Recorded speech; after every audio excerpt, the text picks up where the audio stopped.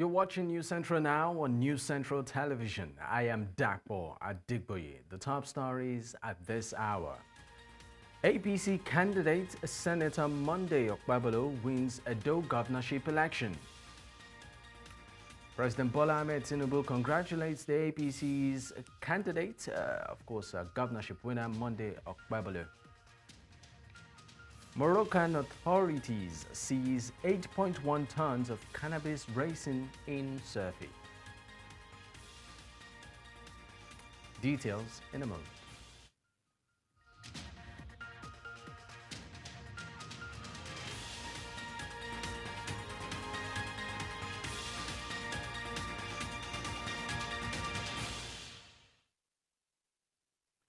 News Central now at this hour begins with latest updates on the Edo governorship poll.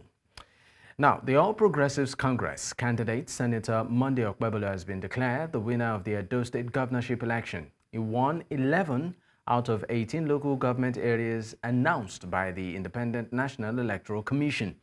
INEC's returning officer, Professor Farouk Adamu, revealed that the All Progressives Congress won with 291,667 votes, while the People's Democratic Party followed with 247,274 votes. The Labour Party came in third with 18,737 votes. The votes comes from a total of 2.2 million voters with permanent voter cards across the 18 local government areas and 4,519 polling units in the state. The governor-elect of Edo State, Monday Okpebholo, has reacted to his declaration as the winner of the Edo governorship election by the Independent National Electoral Commission, INEC. In his victory speech, Okpebholo thanked the people of the state for choosing the right person for the job.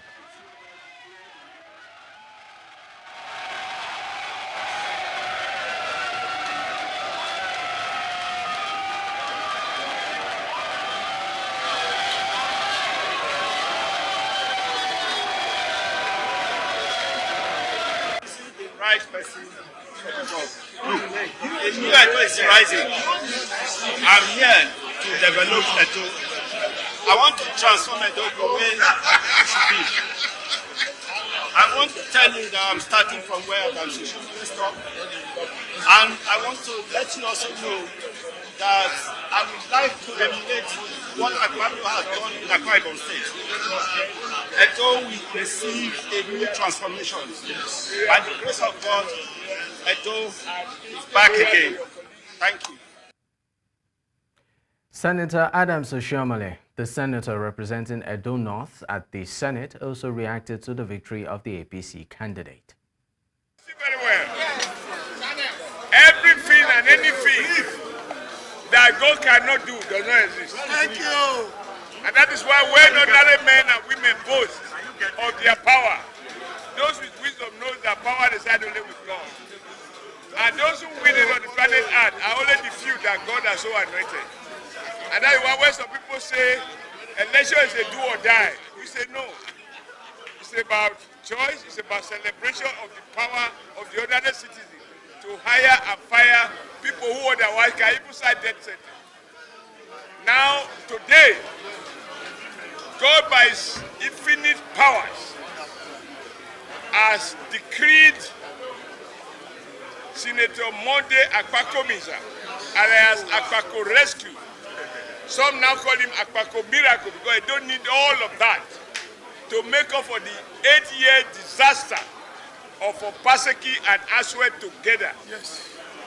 So on this day, first we give thanks to God Almighty that we did all those campaigns without casualty, that we did all those campaigns without any allegation against the candidate and any one of us for visiting violence on anyone. Even when they planned and they did succeeded in killing his bodyguard in order to frighten him, God said.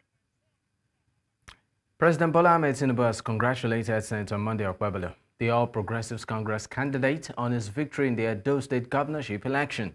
Senator Okpebholo, who was declared the winner by INEC after defeating the candidates of the People's Democratic Party and the Labour Party. President Tinubu praised APC leaders and governors for their efforts, calling the win a testament to the people's support for the party's economic reforms and commitment to progress. He urged Okpebholo to be humble in victory and unite Edo State. The president also commended other candidates for their participation and the peaceful nature of the election and encouraged any grievances to be resolved legally. He praised INEC and security agencies for ensuring a smooth and credible election. The governorship election in Edo State might have come and gone, and Senator Monday Okpebholo of the All Progressives Congress declared the winner. In this report, our correspondent Chidima Ona takes a look at the build-up to the election, the anxiety and tension associated with the poll. The governorship election in Edo State commenced on Saturday, September 21, 2024, marked by a peaceful yet tense atmosphere across polling units. Voters turned out in significant numbers, eager to cast their ballots for their preferred candidates. The race to who the successor will be saw the candidates of the three major parties make their way to their various polling stations to cast their votes.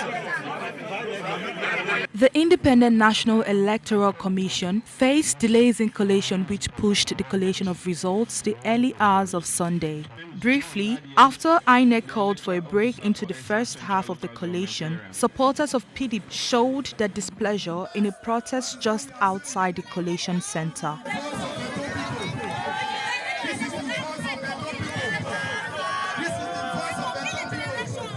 Despite the concerns of underlying tensions and voter apathy, the reports from election observers and voters noted that voting process was largely orderly. My point of view of what happened yesterday, the election was successful. There was nothing like violence, there was nothing like fights, there was nothing like trouble. And everybody voted in peace and live feed in peace. Because what really made the election to go well was that because of the money that evolved. Other political parties were sharing money, while other political parties will now have money to share. So as a result of that, that shows that the party goes well. Nothing like fight, nothing like quarrel. So that is how we voted yesterday. Political party that we are sharing money, PDP also share, but it's not up to the amount of APC. So as a result of that, because of the money, APC, even PDP members and Labour Party members and other political members follow money. They began to vote for money. They were voting for money, not for any other thing. They were voting for money. Because of the money that they were giving people in the field, they decided to follow APC and vote for APC. In light of this, it is expected that the people of Edo State will accept the outcome of the result, while those who are dissatisfied are also expected to follow lawful procedures in seeking a redress. In Lagos for News Central, Chidima Ona. Residents of Auchi in Edo State have urged aggrieved citizens of Edo State to embrace peace following the announcement of the winner of the governorship poll. Now, they urge all party faithfuls in the state to accept the winner, put the poll behind, and dismiss claims the election was rigged. News Central's Amadine Uyi has more. The election was keenly contested between the All Progressives Congress, the People's Democratic Party, and the Labour Party of Nigeria. Residents of Auchi in Edo State, located at the Edo North area of the state, gave their verdict on the election. I was so surprised that yesterday's election is very peaceful.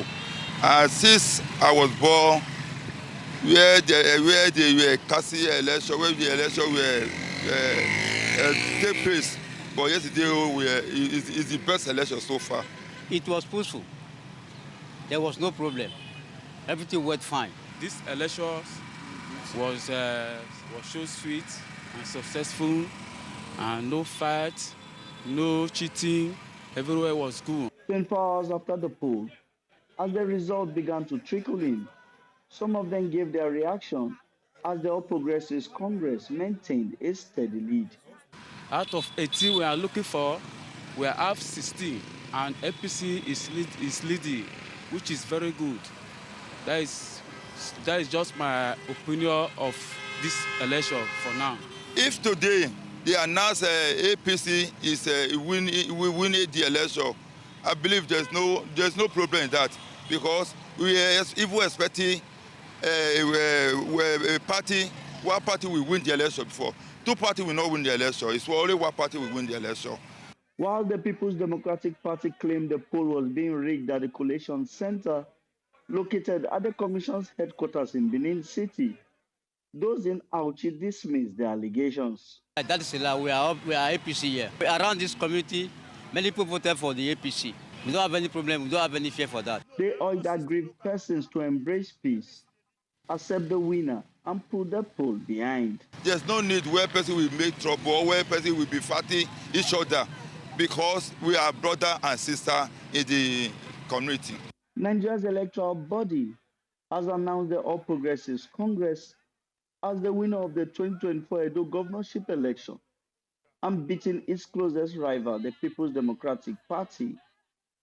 In Auchi, Edo State, for News Central, I am Amadine Uyi.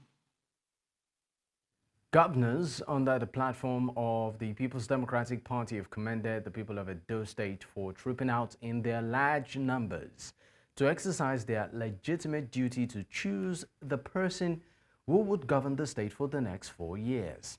The governors, however, remind the Independent National Electoral Commission, INEC, of the need to live up to the oath of office of the Commission's principal officers and the expectation of the people to serve as an impartial umpire committed to deepening the country's democracy.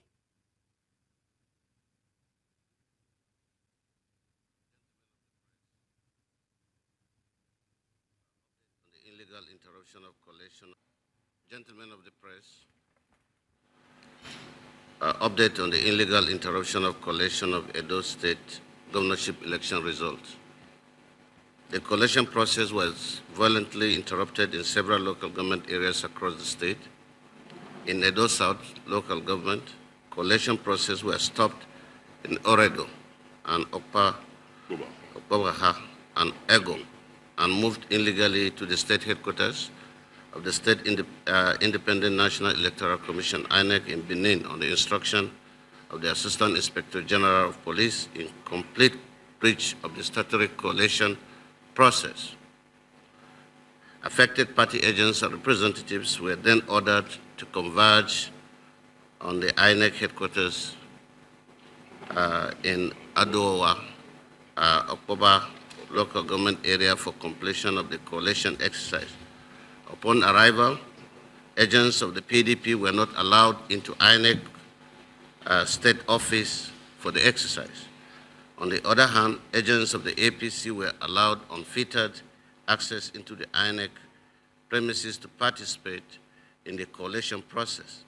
This was also in the breach of the Electoral Act section on the neutrality as well as the rules and regulations published for this election. We thereby demand a restoration of the collation process in accordance with the Electoral Act and the INEC rules and regulations for this election. Any other illegal and unlawful actions going forward will be a violation of the will of the people and an abuse of the Electoral Act 2022. 1 a.m., I got a report that collation was supposed to have been moved to the INEC head office. I also got reports from our agents that PDP agents were not allowed into the collation process. At that point in time, I called the REC to find explanation as to what was going on. There was no response. I then went to INEC to seek to meet with the REC to try and understand what steps the INEC was taking to continue the process of collation. When I got in there at about 2 a.m., I did not see any collation taking place. And the REC refused to come out to explain what the situation was. In the meantime, the Edo State chapter of the People's Democratic Party says entries made by officers appointed by the INEC for the conduct of the Edo State governorship election are totally different from the actual results uploaded on the INEC IREV, thereby unjustly inflating votes in favor of the APC. The chairman, Edo State chapter of the People's Democratic Party, Dr. Anthony Adegboye, at a briefing said the results did not reflect the wishes of the people of Edo State and demands the recollation of the results to address the identified irregularities. The point we want to make in this press conference is drawing the attention of the INEC chairman and the commission to the massive irregularities we've noticed from our preliminary analysis of what is going on.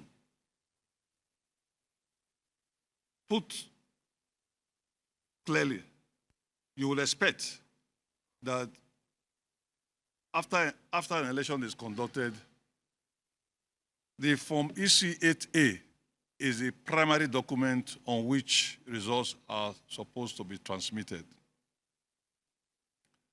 Those result sheets are basically uploaded onto a platform created by INEC known as the IREV.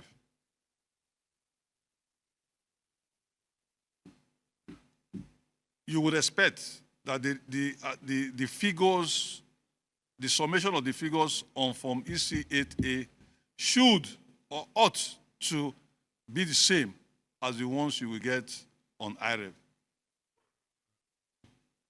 You will also expect that the announcement by the chief returning officer for the state or by the LGA returning officer at the State Collation Center should also tally with the previous two figures because it's about the same thing. What we have noticed, once again, preliminary analysis shows that there is massive discrepancies in those three figures for nearly all the local governments in the state. Election observer groups have expressed concern over the transparency of the Independent National Electoral Commission in the ongoing Edo State governorship election. In a joint statement, groups including Yiaga Africa, Kimpact Development Initiative, and the Nigerian Civil Society Situation Room highlighted reports of disruptions at collation centers, intimidation of INEC officials, and attempts to alter results against the Electoral Act. The observer urged INEC to review questionable results and called on security agencies to refrain from interfering with the process. They emphasized the need for transparent collation to maintain the election's credibility. INEC had acknowledged reports of result tampering and pledged to investigate any violation. At this point, let's go on a quick break. When we return, Nigerians want to clear canals, drainages, gutters to mitigate flood. We have details of this and more after now. At the request of President Bola Tinubu, Vice President Kashim Shettima has departed Abuja for the United States to attend the 79th session of the United Nations General Assembly, that's UNGA. Now recall that President Tinubu had directed the Vice President to lead the Nigerian delegation to the high-level global forum. During the session, Shettima will deliver Nigeria's national statement, participate in key meetings on the sidelines of the event, and also engage in bilateral meetings. The high-level general debate is themed, leaving no one behind and acting together for advancement of peace, sustainable development, and human dignity for the present and future generations. The UNGA is scheduled to take place from September 24th to September 28th, 2024. Nigeria's federal government says that closing the communication gap between government and citizens regarding economic and policy issue is key pillar in ensuring good governance. This was made known by officials of the federal government's Central Delivery Coordination Unit as it met with representatives of civil society organizations and officials of the Federal Ministry of Finance headquarters in Abuja. News Central's Joshua Imarai has more. In attendance at this engagement are top officials of the Federal Government Central Delivery Coordination Unit, Ministry of Finance, and representatives of civil society organizations in Nigeria. The event, a sensitization session at the Federal Ministry of Finance headquarters in Abuja, is on the effective implementation of a quarterly citizens and stakeholder engagement exercise. Officials present say efforts aimed at closing the gap between the government and citizens regarding economic issues has been identified as a key necessity. The essence of this citizen engagement is to let the citizen know what the administration is doing. The CDC, you have assigned priority areas which every minister signed on, and are reporting on it on quarterly basis. The delivery manager of the Central Delivery Coordination Unit urged Nigerians to explore the Citizens Tracker app to keep them abreast of the latest economic policies, decisions of the government, and performance in achieving its key deliverables. All the information you need, I'm sure you'll be able to get it there, and we have a 24-hour feedback response time. So whatever questions, observations, or comments you raise, we assure you that within 24 hours, you get a response from us. We may not have all the answers, so it will only take a longer time if we have to recourse to the ministry to give you the answers you seek. Stakeholders at the event, however, called on the government to ensure proper digitization of their activities to avoid the spread of misinformation and fake news among citizens. In Abuja for News Central, I am Joshua Imarai. Moving away from that, at least 6 persons who were held by the Department of State Services, DSS, over their roles in the protest over bad governance in Nigeria have been freed by the security agency on Sunday. According to security sources, the 6 persons were freed last Thursday in Kaduna on the orders of the Director General of the DSS, Adeola Oluwatosin Ajayi.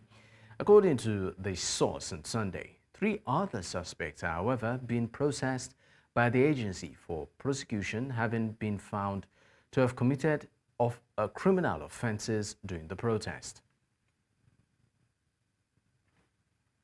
Let's move to security matters now, where Nigeria's Chief of Air Staff says that the Air Force will leverage the use of artificial intelligence to navigate the increasing violent and complex security landscape in the country, as it will help the military surmount the security challenges confronting the nation.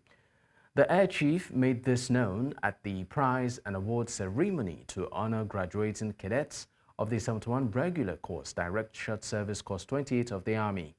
Now, he tasked the newly commissioned officers to serve the nation with dedication in the course of their duties.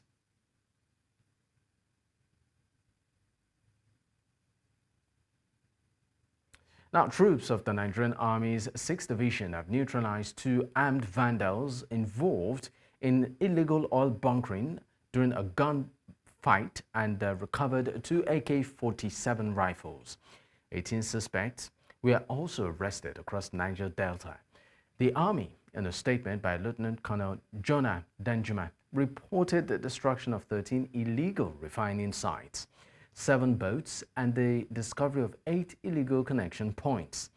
Over 60,000 liters of stolen products were seized. The operation followed intelligence on an attempted pipeline vandalism in Edo State, where troops engaged the criminals, killing 2 while others fled. Efforts are ongoing to track down the remaining suspects. Let's also tell you that the federal government has appealed to Nigerians to clear their drainages, canals, and gutters to mitigate floods. A dam update report by the Nigeria Hydrological Services Agency on Sunday says that water levels at the nation's critical station along River Benue show a steady increase towards flood levels. According to the statement signed by the head media and publicity Loretta Samuel on Saturday, the rise continues, but at flood preparedness level. Samuel urged the 12 flood-prone states earlier warned by the agency to put measures in place to contain or allow conveyance. This comes after the recent overflow in the Alau Dam caused the worst flooding in Maiduguri, Borno State, and in the history of Nigeria. We now head to Borno State, where the devastating flood that struck Maiduguri is now becoming history, as the water has finally receded in most areas. Major cleanup efforts by residents to catch up on losses and businesses spring up amidst resilience and hope for better days. Our News Central's Umaru Kirawa has more.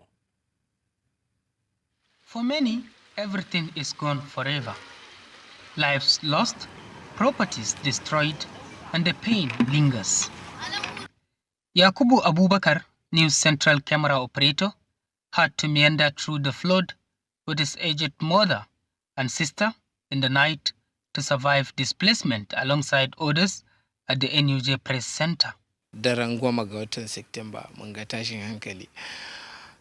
Dan da fari muna ganin zuwan ruwan abun kamar ba zai yiwu ba haka dai da kaɗan har ruwan ya zo ya taru ya cika unguwa haka Allah ya kaddara zai faru. Wannan da kuke gani gidanmu ne nan ya rushe gashi na ɗakuna ne 3 a jere. Life has to continue for many after witnessing the devastating flood that swept away half of Maiduguri city and affected more than 2 million persons. So many families had to resort to taking refuge at government camps or houses of loved ones. Gaskiya ba zai kowa ma ce zai iya mai da asarar da yi ba don ga halin da ake ciki dama a ƙasan kuma wannan abin ya zo ya faru. Taimako kan mun samu taimako da yawa, wallahi taimako ta inda ba ma tsammani ba. Taimakon sun zo mana. Amin da mun dawo mun haƙura za mu ci gaba da gudanar da rayuwarmu. Gaskiya kam alhamdulillah ala kulli halin amma mun jarabta sai dai dukkan wani abu da ya farko zai yi ƙarshe. In kuma an yi haƙuri Ubangiji zai kawo sauƙin wannan lamari. Babbar kasuwa ce wanda ta tara al'umma, dubbanin al'umma da baki da 'yan kasa duk anan ana kasuwa. Yau kuma alhamdulillah Allah ya kaddara kuduransa da ikonsa. Garba Muhammad and other businessmen make clean-ups at their shops with the hope to grow better. Yanzu muna kokari mu dan gyara waje mu share dan mu samu wajen neman cin abincin mu. Yau kusan kwana 10 kenan. Abin da dai muka fita da shi daga ni har iyalaina har yarana sai kayan jikinmu, sai kayan da muka dora shi nan. Amma kayan shago da kayan gida gaba ɗaya ruwa ya ɓata. Here is the famous Gwange Bakin Gada, where both new and old tricycles are sold, now a shadow of itself. 12 dare da yake shiga gidanmu ina tosha da lamarin ya fi ƙarfi na sai na fita sai na kira masu gidanmu na ce to wannan ruwan fa ya fi ƙarfi na. Wannan kasuwa tana ɗauke da mutum kimanin sama da mutum 500 wanda suke cin abinci a nan gurin. Wannan kasuwa mun tafka gagarumar asara ta dukiyoyinmu a wannan guri. Mun sa hannu biyu mun rungumi wannan kaddara da ta faɗa mana, amma muna kira ga gwamnati da ta waiwaye mu ta dube mu ta shiga cikin wannan al'amari. One thing is clear. While some local businesses in Maiduguri are slowly regaining their footing, other businessmen and women await the support from government and other organizations or individuals. In Maiduguri for News Central, Umaru Kirawa. Let's move to a business-related story. Despite some progress made in Nigeria, gender gaps in areas like wage equality, access to capital, and leadership roles persist, often stemming from cultural beliefs about women's role in the economy. Some concerned Nigerians have called for a broader campaign to raise awareness about the need to elevate women's economic power as a key step towards achieving gender equality and reducing poverty in the country. When a woman has economic power, she doesn't just gain access to resources and systems that create prosperity. She also gains a voice and a choice. Her contributions are valued, and she has agency, including the ability to make decisions about her financial future. To make this happen, some have called for initiatives that seek to break barriers and equip women with the resources mentorship, and networking opportunities needed to achieve their financial goals. Anchored on a mantra of her money, her power, to address the economic challenges Nigerian women continue to face, Blessing Obaku and Uche Pedro are leading a drive to elevate the conversation around women's economic advancement by highlighting the critical distinction between empowerment and power. It's really important to be talking about what we're talking about, her money, her power, because we need the narrative about women in Nigeria to change, especially when it comes to money. When women have money, we know from data, from all the work that has been done over years, that when women have money, their families succeed, their communities succeed, their countries succeed. Women's economic power in Nigeria is so vital for our economic development, for our societal growth, for our communities, for our families, and for our women. Nigerian women create so much value across every facet of society. If I go to my hometown today, I can confidently say that the women there are creating economic value and they have their own form of economic power. The drive aims to challenge stereotypes and foster a national conversation about women's economic power.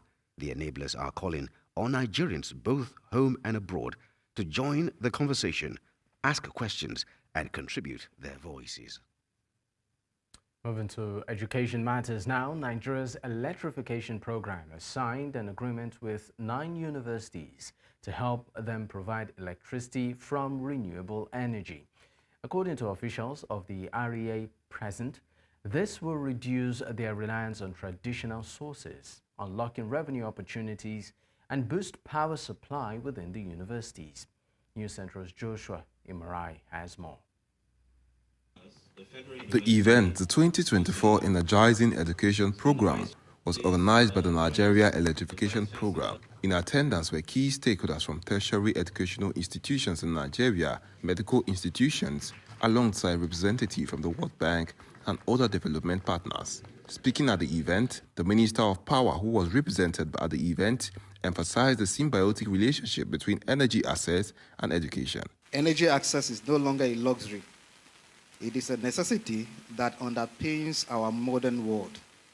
It is the catalyst that drives economic growth, improves healthcare, and empowers communities. However, its significance extends far beyond these tangible benefits. Energy access is a critical enabler of education, a cornerstone of progress and development. The highlight of the 3-day high-level event was the signing of an agreement between the Rural Electrification Agency and 9 universities to provide access to affordable electricity using a renewable energy. The issue of energy is a problem in Nigerian University, particularly federal. And so the coming of this project, for me, is already a relief to us. So we have to take ownership and ensure that money invested herein is not wasted. To come with a sustainable way of, getting energy for the university is so important that we all have to buy into it. And we have to be so grateful to the people who have come up with that concept and initiative to actualize it. Beyond boosting power supply, stakeholders say the agreement will also unlock revenue generation opportunities for the universities. What we are now doing is to ensure that we are planning with the end in mind. So from the beginning, putting in place commercial, technical, and operational framework that would ensure that after the deployment of this mini-grid, it will continue to operate over a long period of time in the history of the university. These assets in those universities do not only represent power for those universities. It also represents a step towards more energy efficient institutions, and those institutions could also become revenue generating entities by even being able to extend that power to surrounding communities. The agreement is expected to help the institutions solve their power challenges and reduce their reliance on traditional electricity sources. In Abuja for News Central, I am Joshua Imarai. Coming up on the news, heavy snowfall disrupts movement in KwaZulu-Natal and Free State in South Africa. We have details and more after now.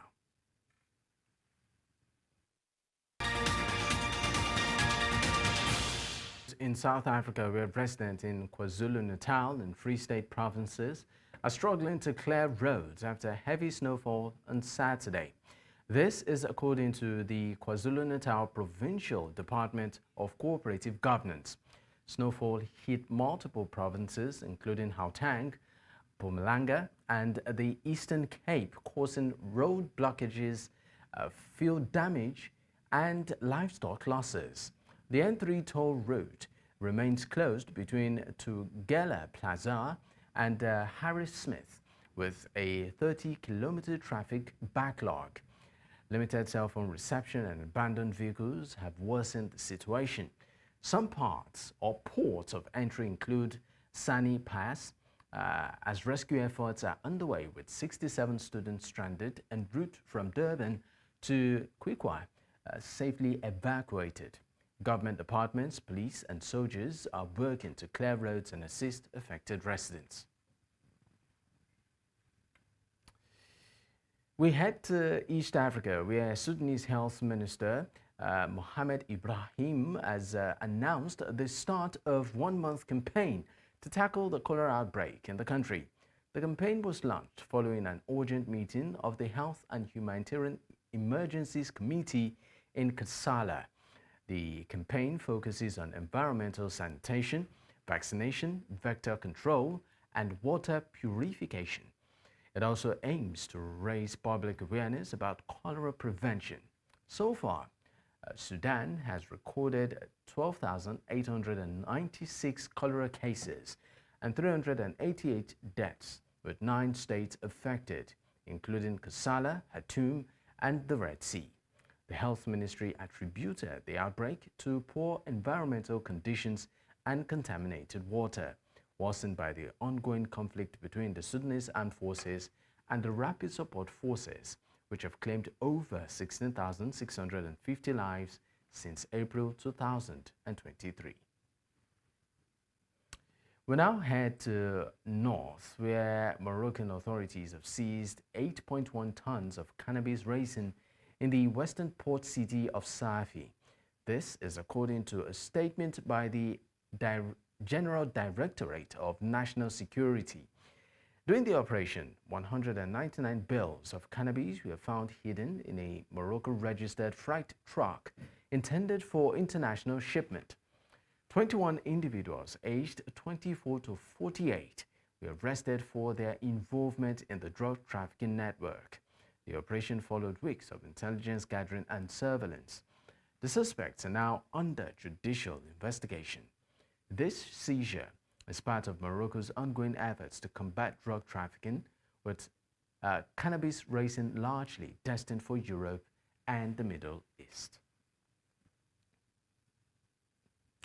Let's now tell you that UNICEF has installed a solar-powered water pumping system in Derna, Eastern Libya, providing sustainable access to clean water for 25,300 persons, including 7,590 children.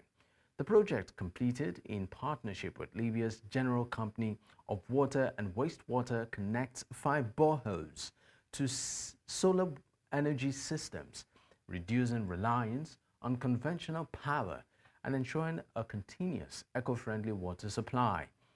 This initiative strengthens local infrastructure, promotes sustainability, and enhances long-term water security for the community. Derna was severely impacted by Mediterranean storm Daniel last year, which caused devastating floods, killing thousands and destroying critical infrastructure. Still ahead, U.S. President pushing hard to prevent a wider war in the Middle East. We have details of this and more after now.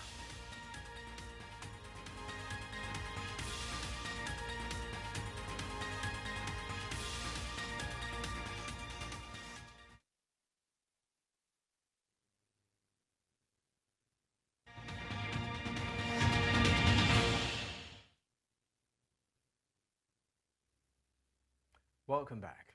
Outside the African continent, the United States President Joe Biden says the United States will do everything possible to prevent an escalation of war in the Middle East. This continues as hostilities flared between Israel and Hezbollah, affirming that he was worried about rising regional tensions. Biden told reporters from the White House South Lawn that his administration was going to do everything they can to keep a wider war from breaking out. Are you worried about rising tensions in the Middle East? Yes, I am, but we're going to do everything we can to keep a wider war from breaking out. And we're still pushing hard. Thank you. Authorities say at least 4 persons have been killed and 18 injured in a mass shooting in Birmingham, Alabama. According to Truman Fitzgerald, Birmingham police officer, multiple shooters fired multiple shots on a group of persons in the 5 Point South area of the city. He added that officers found the bodies of 2 men and 1 woman at the scene, while the 3rd man later died of bullet wounds in the hospital. In the meantime, the officer says detectives are investigating if the gunman walked up to the victims or drove by. However, no suspects have been arrested.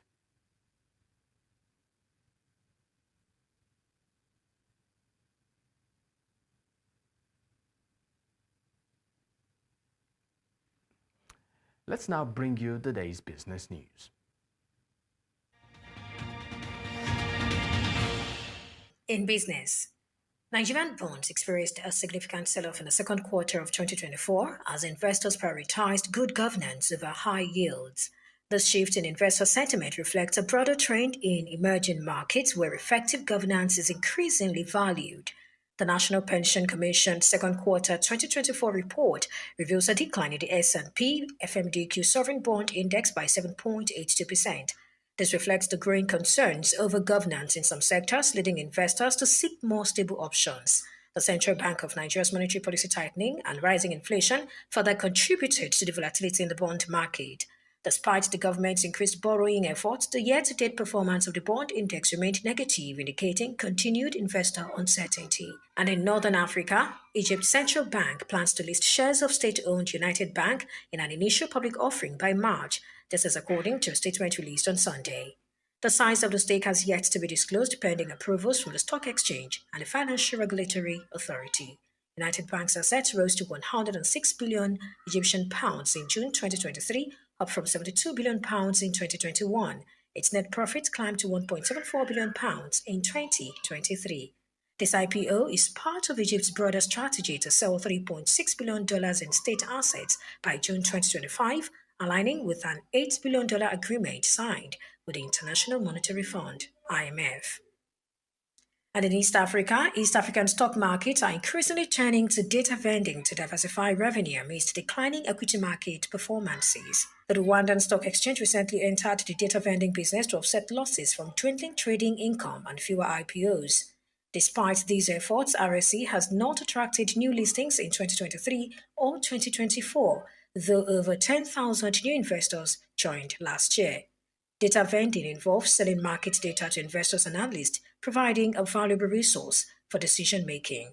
RSE's equity market turnover dropped by 57% in 2023 to $5.05 million.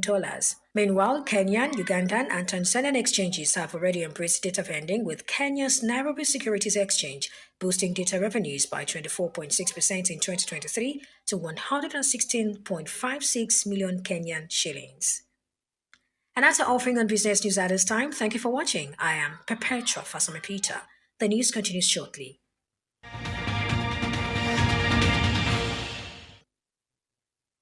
Up next is sports news.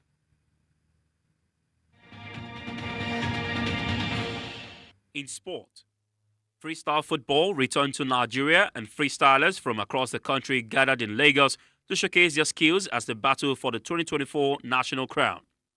In the male category, Blessed Isiakabudu emerged champion as he defeated 2020 champion Benjamin Ebong. In the female category, it was Evelyn Okafor who emerged champion. Both winners who received the check reward of 1.5 million expressed excitement, while the convener, Valentine Ozigbo, looks forward to when an African will emerge world champion. And out to football, Eyimba FC beat Etoile Filante of Burkina Faso 3-2 on penalties after a goalless draw at the Governorship International Stadium in Uyo to progress to the group stage of the CAF Confederation Cup. The People's Elephant played out a goalless draw in the first leg, but Etoile Filante returned the favour in Uyo as both sides ended the tie goalless over the two legs, which forced straight into penalties. Eyimba remained the only Nigerian team left on the continent as El Kanemi Warriors, Remo Stars and Enugu Rangers have all exited their various CAF interclub competitions. Still talking football, Nigerian League champions Enugu Rangers have been knocked out of the 2024-25 CAF Champions League after losing 3-2 on aggregate to Angola's Sagrada Esperanca. Sagrada won 3-1 today to go through to the group stages of the competition. The Flying Antelopes had won the first leg by a lone goal at home last week. With this result, Eyimba FC is the only Nigerian team left on the continent. The Confederation of African Football has announced the date and time for the 2024-25 CAF Champions League and CAF Confederation Cup. Both draws will be conducted on Monday, 7th of October 2024. The CAF Confederation Cup group stage draw will start at 2 p.m. Nigerian time, followed by the CAF Champions League at 3 p.m. local time. The full list of the qualified teams will be confirmed on Sunday night, 22nd of September 2024. And to wrap up sports update, John Stones scored the last gap equalizer as Manchester City rescued a 2-2 draw against 10-man Arsenal to return to the Premier League summit. Goals from Ricardo Calafiori and Gabriel Magalhaes cancelled out Erling Haaland's 100th goal in a City shirt during the frantic opening 45 minutes at the Etihad Stadium. The Gunners had Leandro Trossard dismissed for a second bookable offence in the first half, and the 10 men valiantly held out until the dying moment when Stones scrambled home to rescue a point. And that wraps it up on Sports Update. I'm Favour Itwa.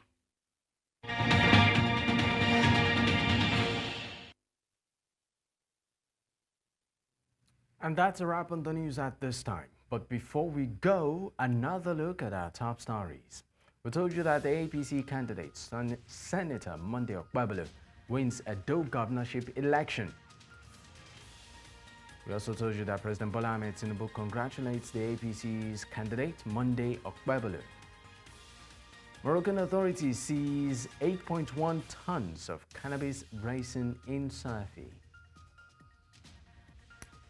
Don't forget to send in your eyewitness report to the WhatsApp number on the screen.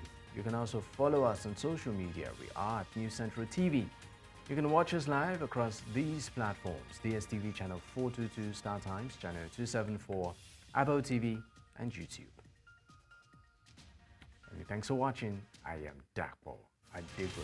See you next time.